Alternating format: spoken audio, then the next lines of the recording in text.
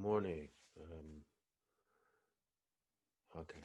Welcome to session 8, meditation 102. Let's just set our intentions using the four immeasurable prayer. May all beings have happiness and the causes of happiness. May all beings be free from suffering and the causes of suffering. May all beings not be separated from the happiness that has never known suffering.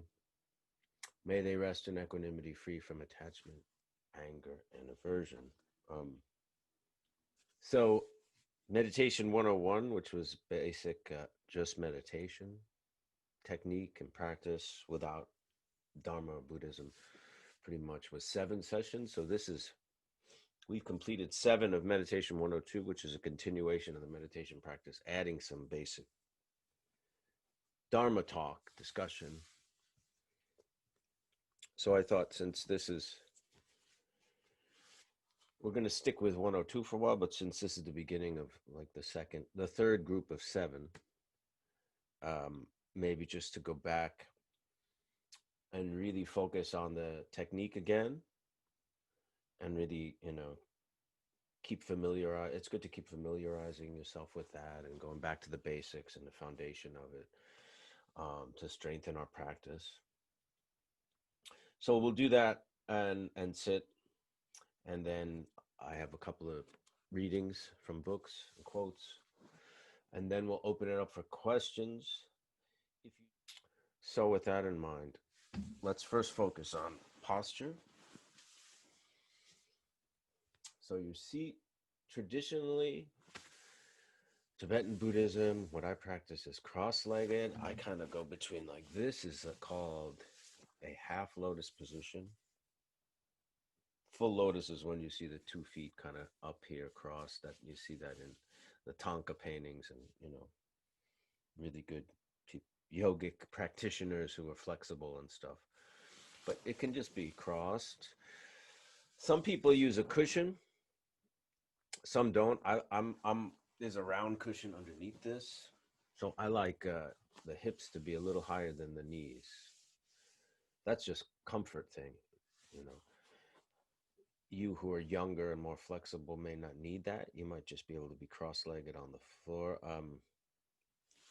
Full lotus doesn't mean you're going to be a better meditator. It just means you're more flexible and maybe have done it longer. And actually, when you're in the presence of a teacher, and by teacher I mean a real qualified Lama, I don't mean me, I'm a fellow student of yours, not a teacher. So when you're in the presence of a teacher, to be in full lotus is actually considered disrespectful, which a lot of people may not know. So cross-legged. Now, some people sit like this with the cushion, or maybe a different kind of cushion. I mean, if you find that more comfortable, that's fine too.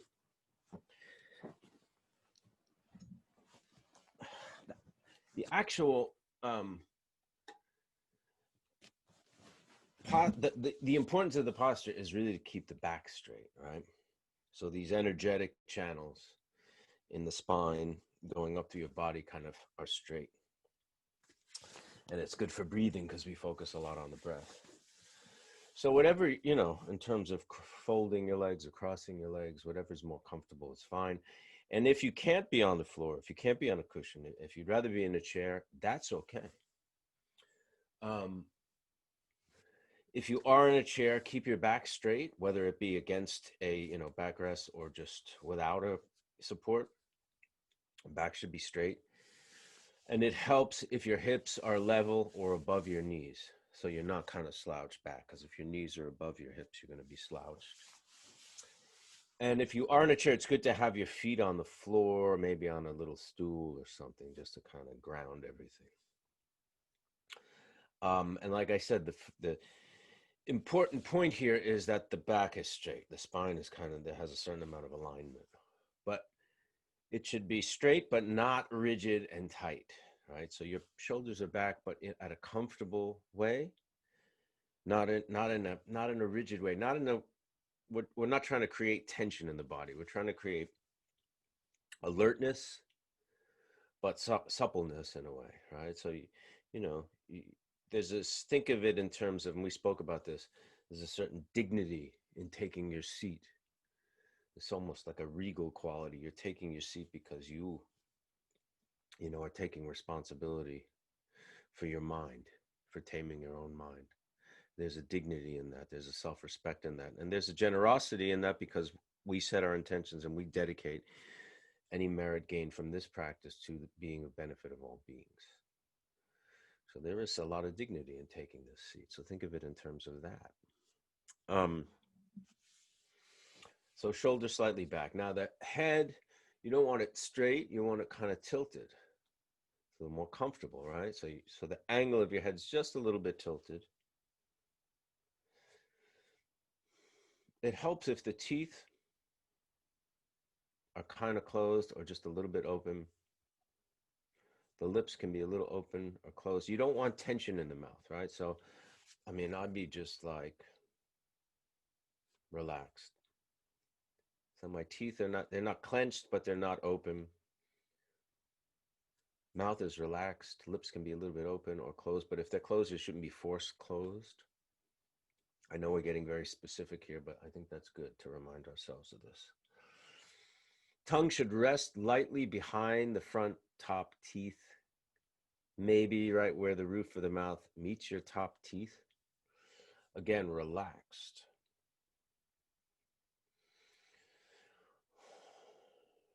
And the mouth can be closed because we're going to breathe through our nose, in and out, unless you have congestion or problems and you can't, and then you have to breathe how you can, which may be through your mouth, and that's okay. Arms. So you can do this. Some people like to do thumb and the ring finger like this. I like this. So palm, back of the hand, curved with thumbs touching in the lap. I find that to be kind of inspiring and comfortable, but sometimes I'll alternate. This is okay. This is okay. And whatever's okay, you know, in terms of that, you know, it's just, it's about being relaxed, and it's not engaging the limbs and the hands in something energetic that's going to take away from your meditation practice, right? If that makes sense. The eyes, now Tibetan Buddhist tradition is what I follow. Traditionally, eyes are open. And a lot of people, other traditions, they meditate with the eyes closed. I like the eyes open because A, when you close your eyes, there's a tendency maybe to fall asleep, and B, a lot of, you know, the bulk of our meditation practice, we're practicing for life, right? So we can take the awareness and the work we're doing on our mind and our ability to deal with our thoughts and emotions and take that into life. You know, day-to-day life, our eyes are open for the most of the time, so that helps. And if the eyes are open, the gaze should be resting lightly on whatever is in front of it. And you can, that's up to you. You can do a photograph of a teacher, a lama, a Buddha, a Tanka, something inspiring. It could be a view, it could be an empty wall, it could be whatever is in front of you. But the key is not intensely staring and not out of focus, spaced out. It's kind of in between. In general, it's in, you know, the level of tension and relaxation is in between somewhere. We talk about the guitar string, right? If it's too loose, it doesn't make a sound. If it's too tight, it doesn't make a sound. If you have just enough tension, then it vibrates properly to make a sound, note, a musical note. Same thing with the body. In some ways, same thing with the mind as well. We'll get into that. Don't be too rigid during the course of the meditation. If you feel a little bit uncomfortable, if you feel some tension, you want to adjust. You're not locked into this position. It's not about holding on for the 10 or 11 minutes or 20 minutes you're doing a meditation for. It's about, if you have to adjust, you adjust. So that's our posture, right? That's the first thing we have to settle into. Then there's the breath. And like I said, we're going to breathe through the nose. And let's place our attention not only on the breath, but the place where the air goes in and out, which is between, the kind of the between the nostrils and the upper lip. The breath and our attention on this place where the air goes in and out is going to be our anchor in the practice of meditation. By the way, we call this shamatha, or calm abiding meditation. That's what we call this, what we're going to be doing. So you're in your posture, you start to breathe through the nose, you start to be aware of where that air goes in and out, and you focus on the breath.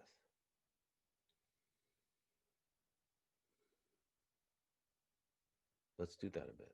Let's just focus on the breath in the posture.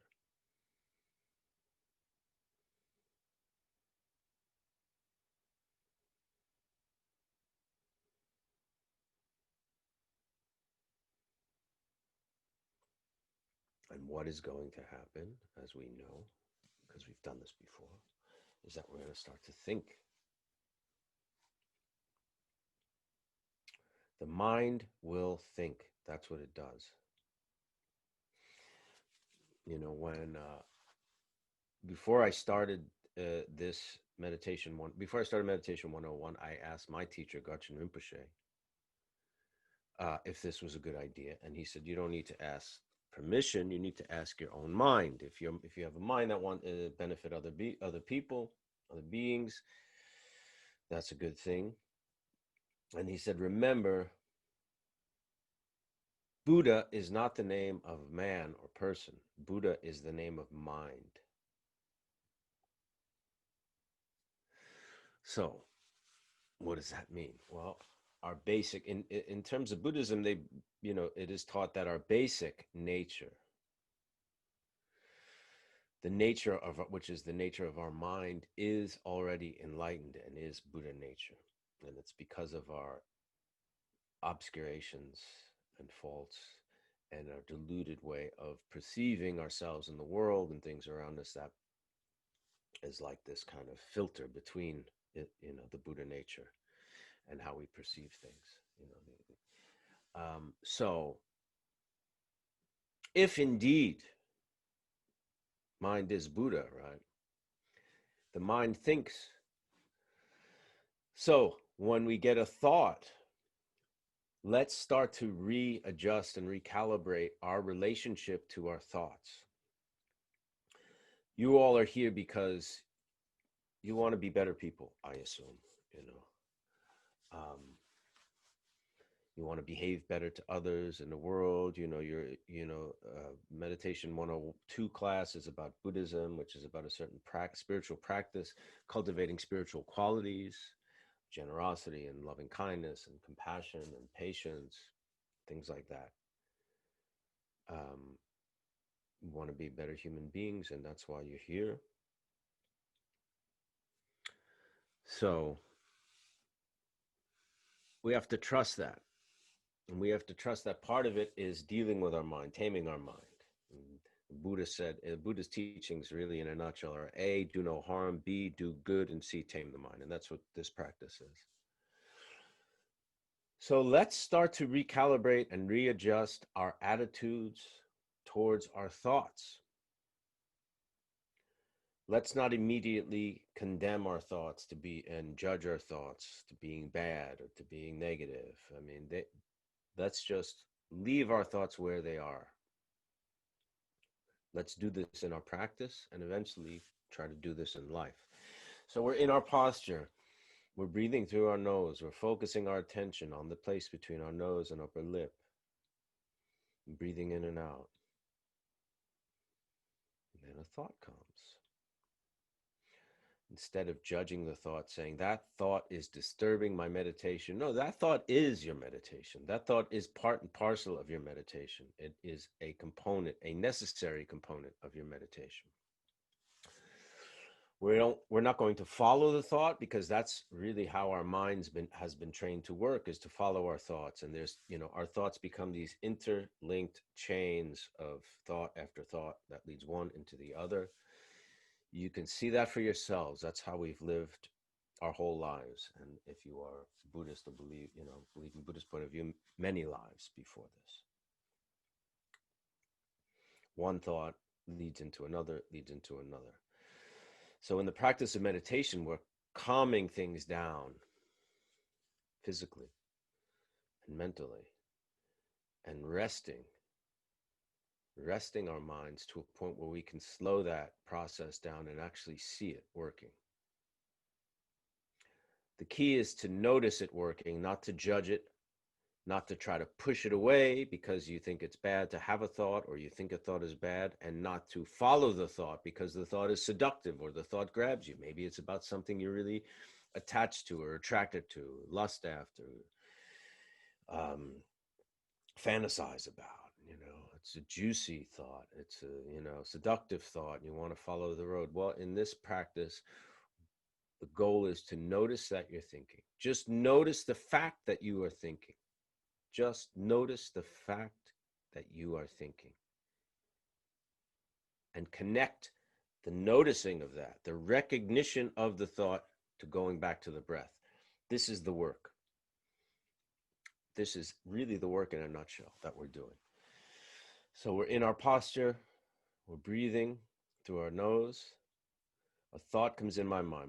The thought that just came out of my mind is this book in front of me that I'm going to read from later on. Now, what do I do with that? Instead of saying, what page is it on? How long is that reading going to be? That's the chain of thought developing, right? How long is that reading going to be? Is that the right page? Should I read from this book at all?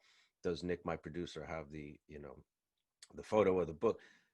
Instead of that, what I want to do is recognize the fact that I noticed this book and had the thought about reading it, and then go back to the breath.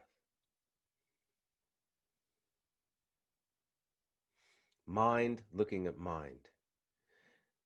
The mind that's looking at mind is our awareness. The awareness is looking at the thought, which is also awareness, which is also mind. And if mind is Buddha, like my teacher said, then it's Buddha looking at Buddha, right? So we're not there's not this hierarchy of this is a good thought, this is a noble thought, this is a spiritual thought, this is a selfish thought. We're kind of, because this book I'm talking about is, this is the precious Dharma of Garchen Rinpoche, right? So it's not a bad thought, it's not a negative thought, it's not a petty thought, but it is a thought. And I'm just recognizing that a thought, because right now I'm not dealing with the book. What I'm doing is meditating. So the thought comes in mind, the awareness recognizes the thought, mind looking at mind, and goes back to the breath until another thought comes. And then I recognize that thought. There's a little teaching I want to read from my iPhone. There's my new thought. Now I'm going to recognize I'm thinking about that and go back to the breath.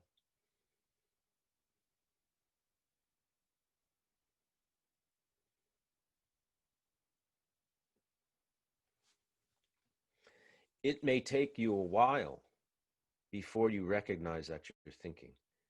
So we may set aside an 11-minute chunk today to meditate, right?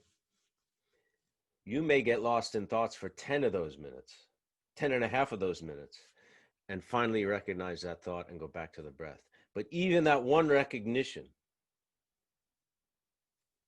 is practice and is positive and not something to be judged as bad, as a failure, as not as good as everyone else. It's not, this kind of practice is never to be compared to anyone else's practice, success or failure.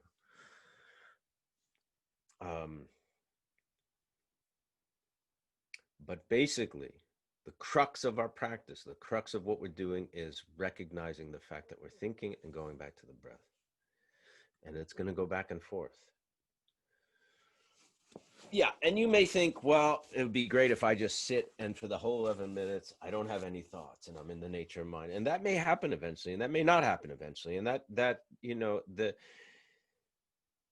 that's again judging the practice, judging the lack of thought. So we're trying to go beyond that and just being.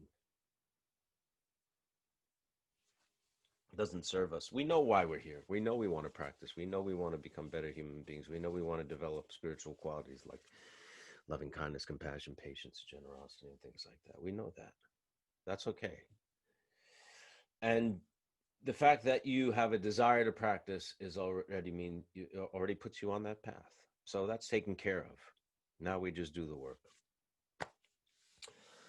So with that in mind, the final thing we talk about is this is a visualization it's not necessarily part and parcel of the practice. It's something that I've been told at times, I use at times. We talk about it here because it can be helpful in understanding how the thoughts arise and dissolve back into the mind. So we use this image of a clear blue sky, which represents the nature of mind, right? That complete clarity of mind. That's our, you know, base level, really, which is Buddha nature. Buddha nature, unstained, right? So we have Buddha nature and we, live our lives. Some of us do, very negative things and constantly, yet this Buddha nature somewhere is in there. And the fact that, whatever negativities and negative actions we create, it does not affect that mind. It obscures us from being able to recognize it and dwell within it and rest in it, but it is always there. You can't get more of it. You can't get rid of it. You can't damage it. You can't stain it. Think of that very clear blue sky. Things arise like clouds and they dissolve back into the sky. Think of thoughts in that way. So the thought arises from the mind. The cloud arises from the sky. It doesn't come from anywhere else. And it dissolves back in and does not affect that sky at all once it's dissolved. Think of a bird just flying across the sky, just does not leave a stain, does not leave a trace. And emotions are the same things. Sometimes emotions we might think of as a little more intense than thoughts. They have a little bit more power. Think of it like a storm passes through the sky. It arises from the sky. It dissolves back into the sky. Does not do any damage to it. Does not leave a trace once it's gone. So that you can use just as a way of supporting this practice and a way just to give it some framework. Sometimes they use the image of the ocean. It's like the ocean is the mind and the waves are the thoughts. Waves arise out of the ocean, they go back into the ocean. They're not separate from the ocean. Very similar to how we talk about the clouds, but here we use the sky. So with that all that in mind, let us practice now. Let's do 11 minutes because I'm crazy and don't like even numbers. Well, it's not that I don't like them. I prefer odd numbers. Timer, 11 minutes. Let's meditate.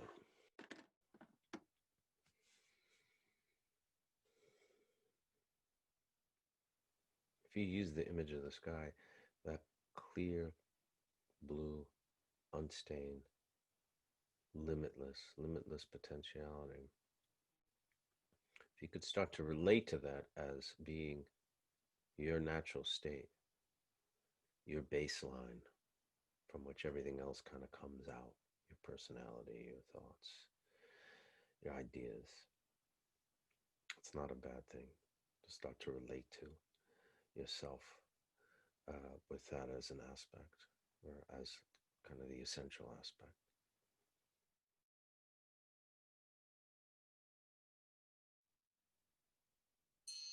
Okay. Cool. I'm going to read a quote. This is from a book by Choki Nyima Rinpoche. I believe it's a new book published by Shambhala Publications, which was started by Chogyam Trungpa Rinpoche. We've read from his book, Cutting Through Spiritual Materialism. I have another book of his called Milarepa, Chogyam Trungpa Rinpoche. But this book is called Sadness, Love, and Openness by Chokyi Nyima Rinpoche, who's a great Lama. I have not read this book, although I've read some of his, I don't have this book. I just got an email about it. I think it's new. Maybe not. He's a great teacher. His father was Tulku Urgen Rinpoche, who was passed away, but was a great Tibetan Buddhist Lama.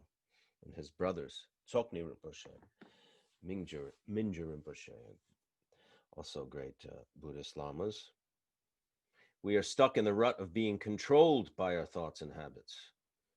The way we think of and perceive the world is mistaken. Our consciousness is structured such that no matter how carefully we may think, no matter how hard we may try to grasp the world around us, the conclusion we arrive at is always different from what things are actually like. And it is our acting upon this mistaken perception. It is our acting upon this mistaken perception that leads to suffering. So we spoke about the Four Noble Truths, which were the first teachings that the Buddha gave. And the first truth being, in life there is suffering. No matter who you are, no matter how rich you are, how poor you are, how successful you are, how unsuccessful, whatever, you're going to experience suffering. Even if you live in the lap of luxury where every wish and whim is catered to, eventually your loved ones are going to be taken from you, and you're going to grow old and die. So there's always going to be suffering. The reason why, Buddha said, that's the first noble truth, is the truth of suffering. The second noble truth is the cause, the truth of the cause of suffering. The cause of suffering is basically this: the way we think of and perceive the world is mistaken. Our consciousness is structured so that no matter how carefully we may think, no matter how hard we may try to grasp the world around us, the conclusion we arrive at is always different from what things are actually like, and it is our acting upon this mistaken perception. So the cause of suffering basically is acting upon a mistaken perception. In a nutshell, we perceive ourselves as separate from everything else in the world, and ultimate reality is that we are not. We're completely interdependent.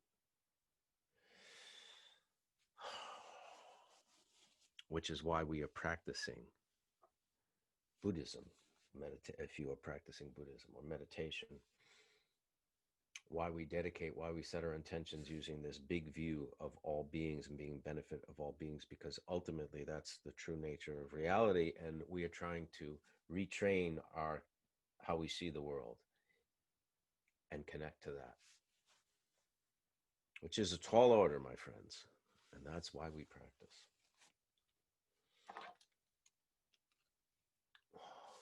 So let's do some Dharma discussion.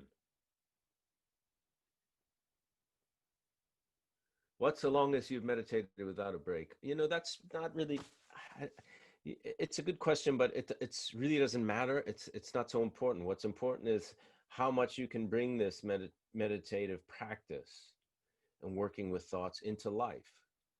Something as simple as next time you're driving your car and someone cuts you off, and rather than become enraged and want to cut him off or her off or get even or carry that with you, that anger, and spill it out somewhere else, to recognize that you're thinking. Of course, protect yourself. Don't allow someone to run you off the road and just think everyone's going to do whatever they want to. That's, I've said this time and time again, being a practitioner and being compassionate does not mean being a doormat. It's actually the opposite. Sometimes you have to stand up and make points so people don't behave in a negative way. But what are you going to do with that emotion, that thought, when it comes? If you're able to recognize it and not act on it, that's way more important than how long you can sit in meditation, at least in my opinion. Do you ever have issues with sitting still while meditating? Sometimes that causes more of a hurdle for me than focus on breathing. Well, that's when I say, find your comfort level, find a way that physically that you can relax in that posture and position. And if you need to adjust, you can adjust, you know. And if you're finding it really hard, then meditate in shorter bursts. Meditate, 5-minute sessions or 7-minute sessions or 3-minute sessions or 1-minute sessions, and take a break and then go back. I mean, if there are physical limitations, and build up that way. I might have said this before, but somebody did an experiment. It's very hard to sit still and not do anything, and not and not just follow our thoughts and let our thoughts take us and pull us anywhere. Apparently they did some study, a university or scientists did some study. They had people sitting still doing nothing. That was the control group. And then they had another group that was sitting still doing nothing, that got mild electric shocks at certain intervals of time. And more people preferred, when they gave them the choice, I guess they experienced both things. More people preferred getting the electric shocks than sitting still doing nothing. Think about that for a little bit. I find myself trying to meditate in the shower. Is this a good idea?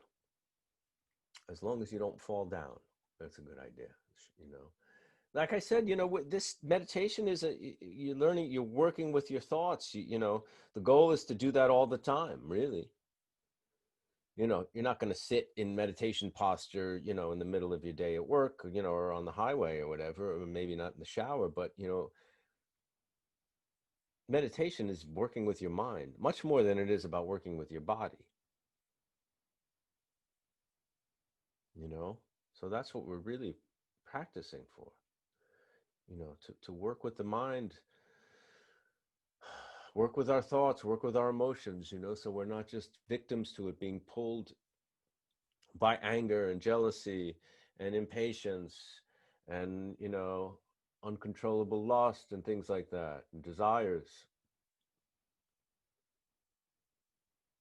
So yeah, practice meditation in the shower, but in the mind, you're not doing, the suggestions for posture and gaze, not Zach is asking, are there suggestions for posture and gaze in reference to the shower? Not necessarily. You can, if you want, if you want to just stand still and stare at something, but it's really about, if you're not formally sitting in practice on the cushion like we're doing here, then really it's about working with your mind during the day. As a writer, do you feel like the taming of thoughts can at times act as a roadblock to creativity? No, I don't. Actually, I think it's kind of the opposite, although I don't tame the thoughts for that purpose. Does sometimes getting carried away in our minds lead to content, especially comedic or emotional material? Well, I mean, when you're creating, then you're focusing, a creative thought is not necessarily, that's part of your work. If you're writing material, you're sitting down, letting your imagination go. That's working with the imagination is different than thoughts that are just, that running dialogue that's always in the background of our mind, that's responding and relating to, stimuli all the time. Thinking about the past, regretting the past, fearing the future, and things like that. I mean, imaginative work, if you're a creative person, is important, but that's a different thing, you know. I think those are two different things. It's like, if you're sitting down reading a book, the book is going to create, images in your mind, and you might kind of relate it to thoughts, but you're not practicing meditation at that point. You're reading the book. I don't know if that makes sense or is clear, but I think it's just two different things. Have you ever tried a vow of silence? I've done retreats where there were days where you were silent, yeah, and it's great actually. Um, I would, I mean, if you're going to try something like that, I would do it in a situation where sometimes people wear signs saying I'm on silent retreat, so they don't. The other people in the retreat who are not taking vow of silence don't think you're just being, you know. mean. But find a situation in your life where you can, do that without it causing complications, or, but yeah, it's good. It's good because it really, when you're not engaged in speech, you're much more engaged with your mind, you know. So it's really good. In terms of using the breath in the practice when dealing with difficult situations, how do you personally cope when you fail on the practice, and snap or say the wrong things to someone? I find it hard to forgive myself for these mistakes. Well, you should forgive yourself because you're human. You're going to make mistakes. I mean, the thing is just to take responsibility for it. If you hurt somebody and you apologize, you become aware of it. Um,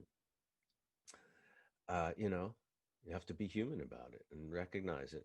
And the key is, if you recognize it and start to realize why you made the mistake and why you got carried away, and apologize for it, or tell someone about it, and confess about something negative action, that always helps. I don't mean in a sacramental way, but just in a human way. You just say it, recognize it, um, and forgive yourself.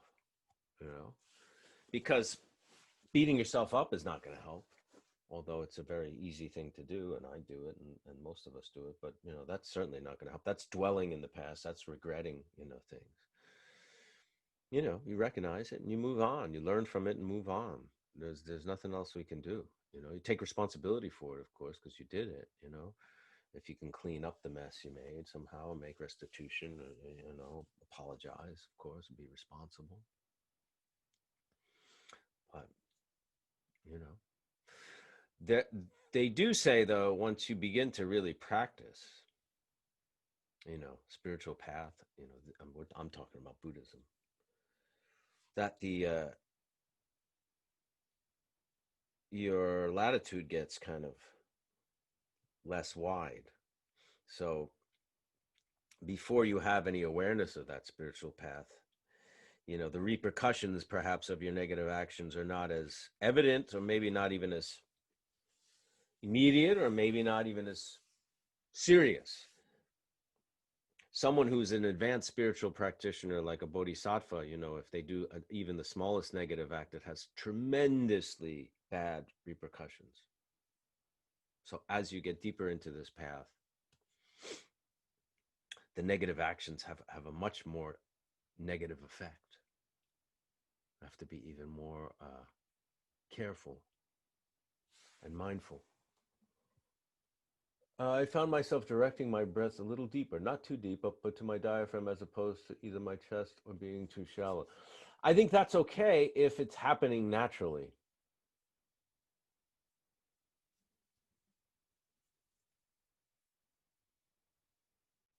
Living in the moment, do the waves of the ocean of mind ever send messages or take messages? And is psychic communication possible? Yeah, I do think psychic communication is possible. I mean,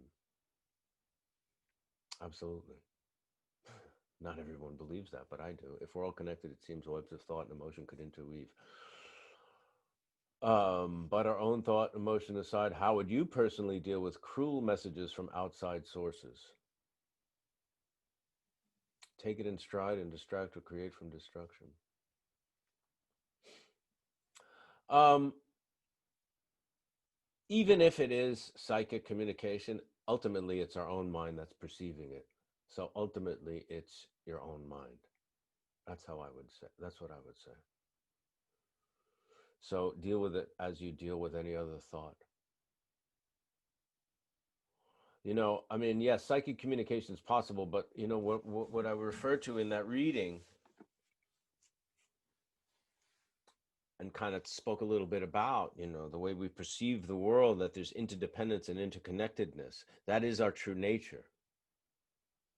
So um, you're looking at this negative thought as if someone's sending you some negative things. I don't see it as that. I see it more as recognizing interconnectedness and interdependence on a psychic level. That's why you can feel, that's why when you start to embody that kind of perception, your compassion increases. I don't think it's as specific as somebody sending you a message. I think that's probably your own mind. Do intrusive thoughts get easier to deal with? I find myself getting quick to anger when I find myself not doing it right. Yeah, and you know, listen, every practice gets easier to deal with. I mean, if you try to learn a musical instrument, it gets easy. You know, you get better at it. It's the more you practice it. It's the same thing. You um, you know, if you're getting angry at you know, so if you have a thought that makes you angry, now you're getting angry that the fact that you have a thought, you know, there is no not doing it right. That's where you're, you know, that's what you have to look at. The idea that you're judging the fact that you're having a thought. Also, you're labeling the thought as intrusive thoughts. I said before, the mind will think. So instead of labeling it as an intrusive thought or positive negative, the mind will think their thoughts. So when you're meditating, all thoughts, no matter what they are, you're working with it and going back to the breath. You're not labeling it as intrusive or non-intrusive. And not labeling the fact that you're having thoughts as doing it wrong or right. I think you have to recalibrate all that stuff.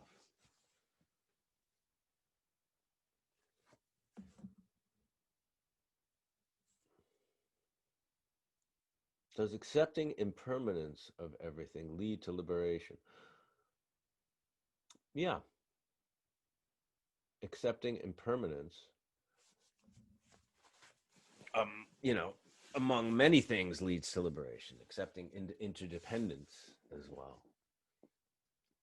Accepting impermanence, you know, is accepting reality because everything is impermanent. They even say, all right, the universe eventually is going to be not here. The sun's going to, you know, blow up, or the earth is going to be just, you know, everything is impermanent. That's reality. So that's an important concept in Buddhism. Impermanence. That's on a very macro level, what I was just talking about. But on a micro level, you know, everything that we're dealing with is going to change. I remember before I was a Buddhist, I was going through a very difficult time in my life. Something very difficult was happening, and I didn't really see a way out. And I wasn't a Buddhist, but I was working with a woman who was involved in spirituality, and she gave me the number of a Tibetan Rinpoche, Tibetan Buddhist Lama, and she said, "Well, call him and talk to him." And I called him. He was in like I don't remember his name. This was a long time ago, and I told him what was going on, and he said, "You know, I can't really help you, but the only thing that I can say to you is everything changes."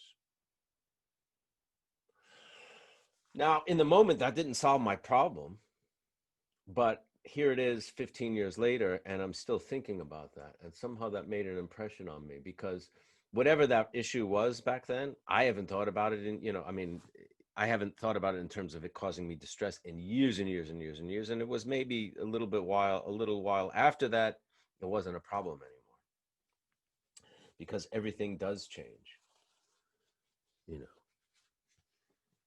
So in that sense, it liberated me from that problem, right? Thinking that everything changes, you can get some perspective, you know. Liberation, you know, if you're talking about enlightenment, that, you know, enlightenment comes from really, you know, practice, you know, basically realization of, you know, the ultimate nature of existence and how, you know, how you relate to the world and who you are in the world and those. And that comes from spiritual practice and, you know, realizations that grow over time.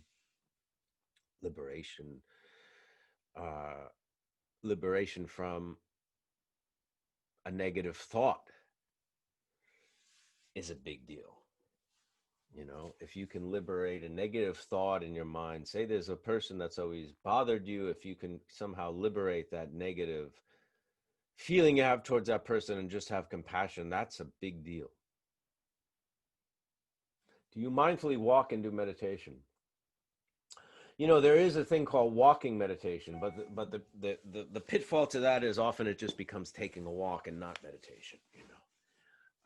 Because when you're taking a walk, there's lots of stimuli, right? There's people, there's things, there's traffic, there's all kinds of stuff going on. But yeah, I do sometimes. I do try to do walking meditation. Sometimes I'll do mantra meditation while with the beat, counting accumulations of mantra or something like that during walking, or try to see all the people as Buddhas,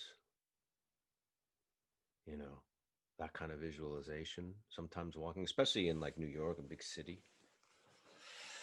Um, but I think it's until you really have a strong foundation in meditation to substitute sitting meditation with walking meditation is tricky because um, very often walking meditation can turn into taking a walk and not meditating. But yeah, you should try it. I encourage you to try that. Mindfully walk, and use that working with thoughts while you're walking. I think it's great. It's really good practice. This is my first time practicing. How long have you done this and why did you start? I left Catholicism ages ago and been questioning any faith, but need to quiet my mind. I got into Buddhism out of a place of dissatisfaction with myself.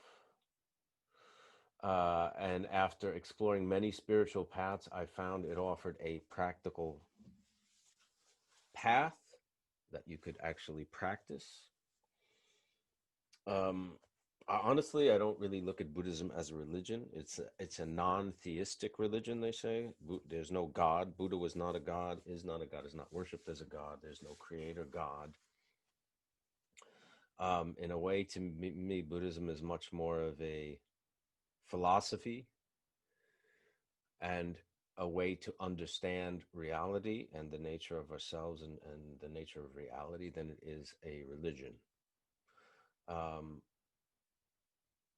Buddhism also, there's a lot of dialogues between Buddhist teachers and physicists, because a lot of the kind of cosmology of Buddhism lines up very much with quantum physics, concepts like interdependence and impermanence and things like that, and things being empty of inherent existence. Like we think we're solid and we're human in form, but on further examination, we're made up of particles and maybe waves and energy and things like that, which line up very much with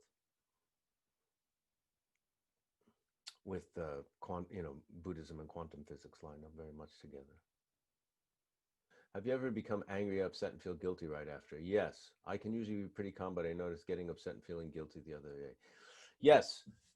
Guilt doesn't do you any good.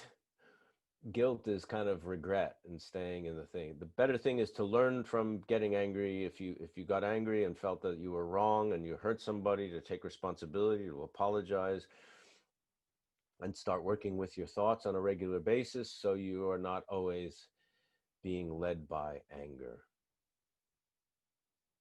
Do you recommend sitting down to meditate when you are the angriest or saddest, or is it better to have a structured time every day? Both. I think it's good to have a structured time, and it's good to sit down and meditate when you get, consumed by emotion. That's not a bad way to process and deal with things.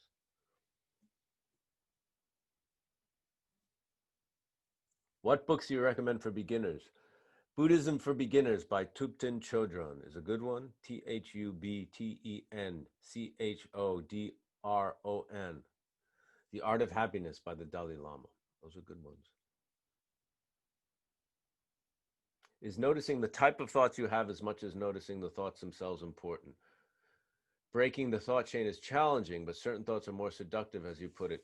No, I don't think you need to notice the type of thoughts. I think that, in the sitting practice, the key is to notice that you are thinking, period, and then going back to the breath, I think.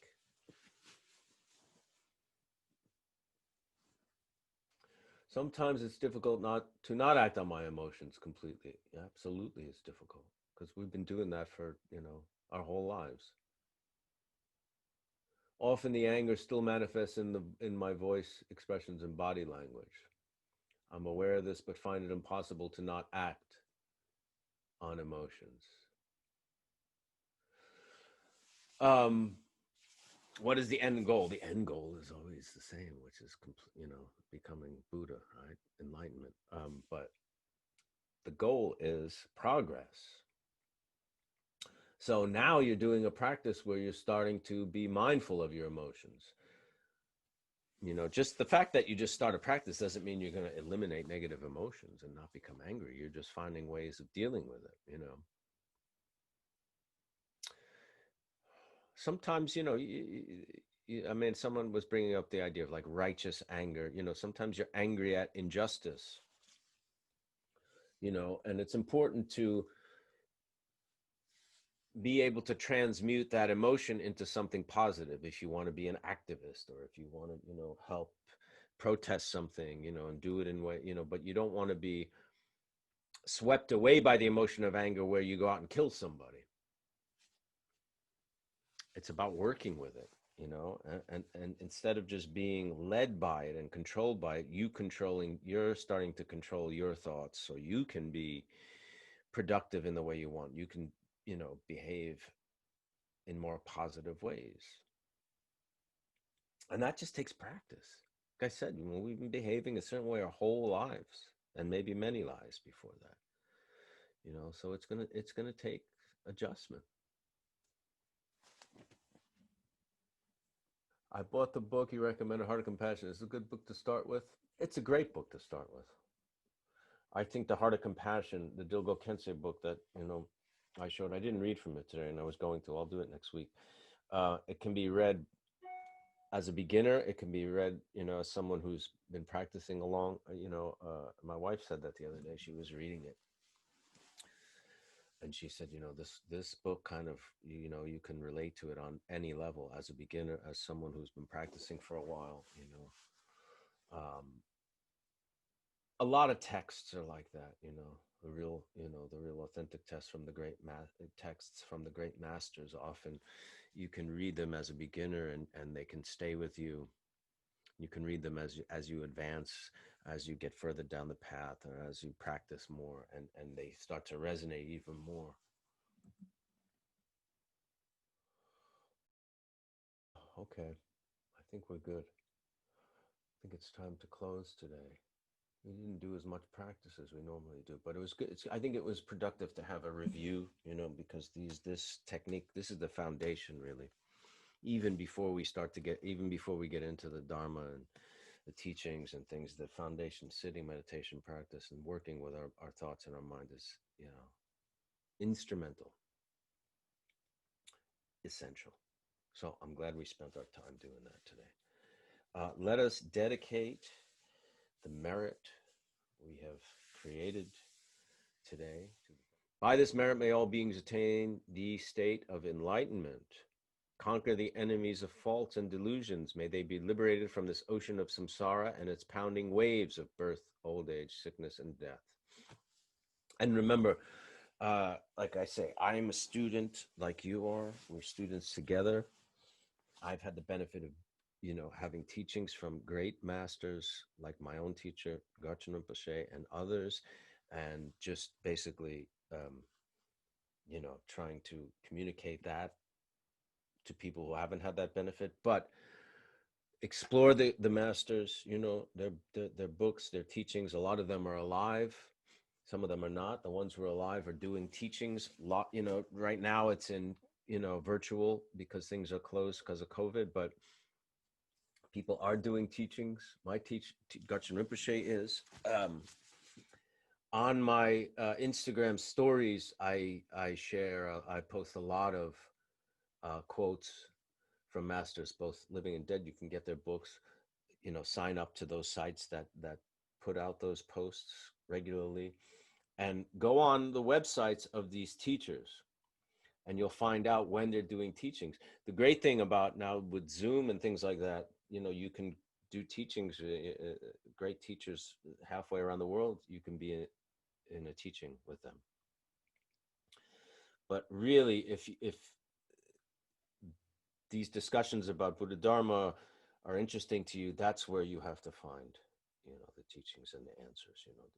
What I'm talking about is my own personal experience, and from what I've heard, it's limited to me. They're good discussions, I think, but if you are inspired, really find the teachers, find your own teacher, take refuge with a teacher eventually. Okay, see you next week.